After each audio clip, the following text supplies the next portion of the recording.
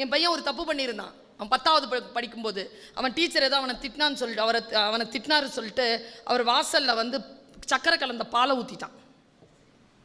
வழுக்கி விழணுன்ட்டு எவ்வளோ கொழுப்பு. ஆனால் அவன் ஃப்ரெண்டு போட்டு கொடுத்துட்டான். அவர் வழுக்கி விழலை. பையனுக்கு நோட் போட்டாங்க, ஃபோன் பண்ணிட்டாங்க, வா அப்படின்ட்டு. நான் போகிறேன். நிற்கிறாங்க நல்ல பிள்ளைங்க, என்னை விட நல்லவன். பார்த்தா போட்டியாடான்னு கேட்டா எப்படி தெரியுமா இருந்துச்சு மூஞ்சி? ஆஸ்பத்திரியிலேருந்து பிறக்க வச்சு ஒரு டவலை சுற்றிட்டு இப்படி வெளியில் வரும்போது அந்த மூஞ்சி இருந்து அதே மூஞ்சியில் நிற்கிறான். அப்படி இருக்குங்க முகம். என்னன்னு திட்டுறது அவனை. மன்னிச்சிருங்க, இனிமேல் செய்ய மாட்டான். அவர் மன்னிப்பு கடிதம் எழுதியிருந்தான். அந்த மன்னிப்பு கடிதத்தை மட்டும் பார்த்தேன். இவன் எழுதலையே, சூப்பராக எழுதியிருக்கிறானே, டீச்சர் புத்தி. இங்கிலீஷில் எழுதியிருக்கிறான். அவ்வளோ சூப்பராக எழுதியிருக்கிறான். மேடம் நீங்கள் எழுதி கையெழுத்து வாங்கினீங்களா? மேடம் அவன் தான் மேடம் எழுதுனா. நீயாடா எழுதுனா? ஆமாண்ணா. அப்போ முடிவு பண்ணேன், இங்கிலீஷ் சூப்பராக இருக்குது, பையன் டிராஃப்டிங் சூப்பராக போடுறான், வக்கீலாக்கிடலாம் இவனை. இப்போ பிஎல் எல்எல்பி ஆனர்ஸ் முடிச்சிருக்கான். ஒரு கலவரத்துலேயும்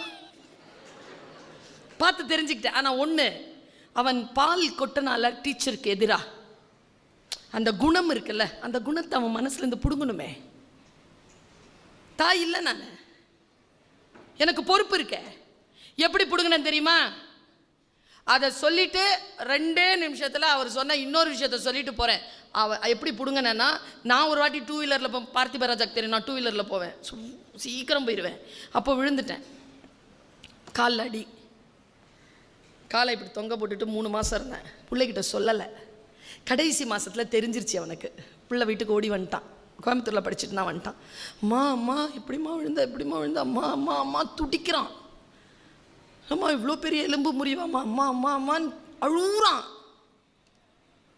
எப்படிமா விழுந்தா, எப்படிமா விழுந்தான்னு கேட்டான். அப்போ சொன்ன 1.5 வருஷம் கழிச்சு சொன்னேன், நீ சிவகுமார் சார் வழுக்கி விழணும்னு ஊற்றின பால் இருக்குல்லடா, அது ராயப்பேட்டால என்னை வழுக்கி விடுத்துருச்சுடா.